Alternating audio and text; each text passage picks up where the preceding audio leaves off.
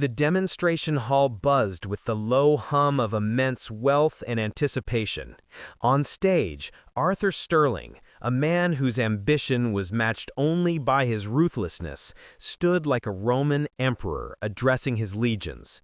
He was about to unveil Sterling Energy, a revolutionary solar technology that promised to change the world. He was also about to close a multi-billion-dollar deal with a consortium of international investors sitting in the front row.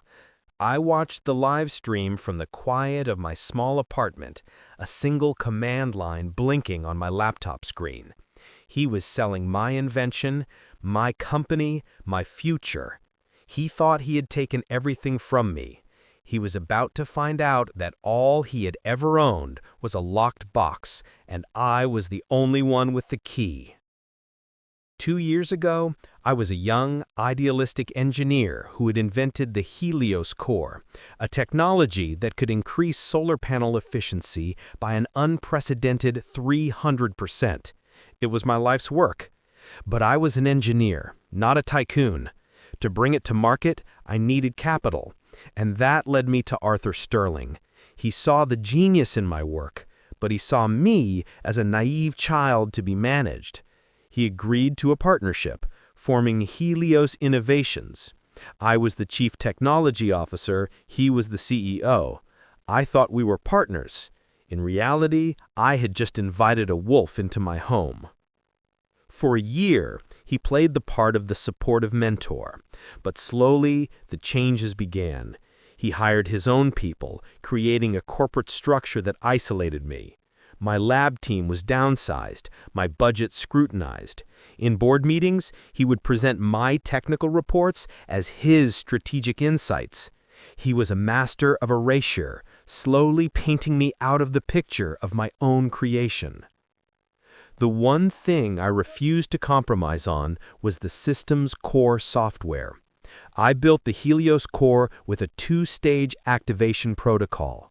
The first stage, which was active, allowed the panels to function at a remarkable 150% increase in efficiency, a revolutionary leap in itself. But the second stage, the full 300% potential, could only be unlocked by a complex encrypted activation key that was tied to my biometrics. I told Sterling it was a stability protocol for long-term maintenance. It was a lie. It was a kill switch. Or more accurately, a life switch that only I could flip.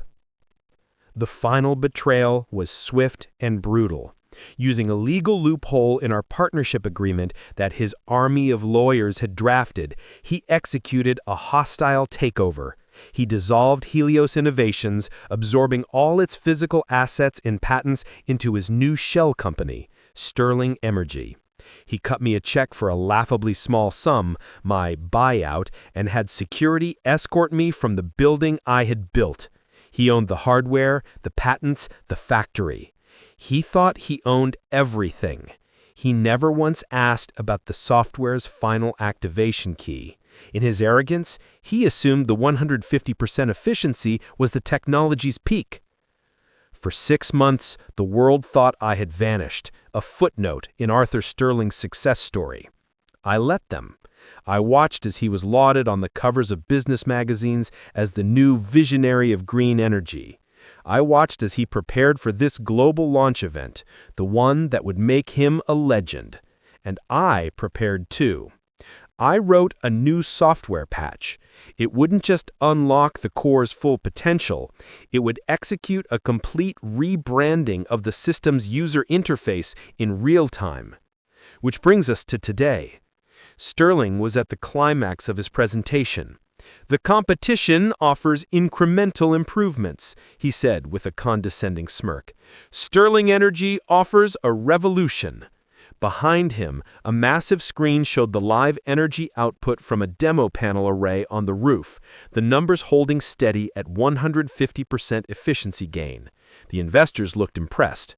"And now," he boomed, "witness the future." He pressed a button on his podium. This was my cue. This was the moment his system pinged the master server for a standard diagnostic check.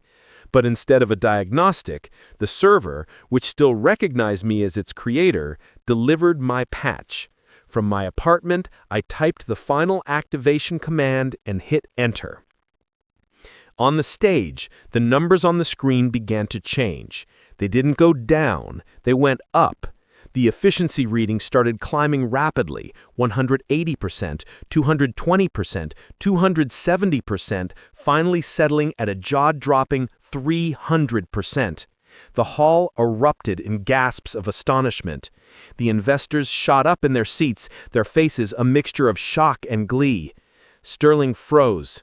He stared at the screen, utterly bewildered. This was impossible. This wasn't his data. He thought it was a glitch, a beautiful, profitable glitch. He turned back to the investors, a triumphant, confused smile spreading across his face. "As you can see," he stammered, "we are still exceeding expectations." But then the interface on the screen began to change.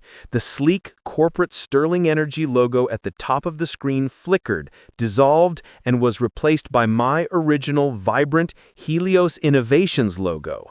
The headers, the data labels, every piece of text on the screen was rebranded in a cascading wave of color and light. The final change was the most brutal.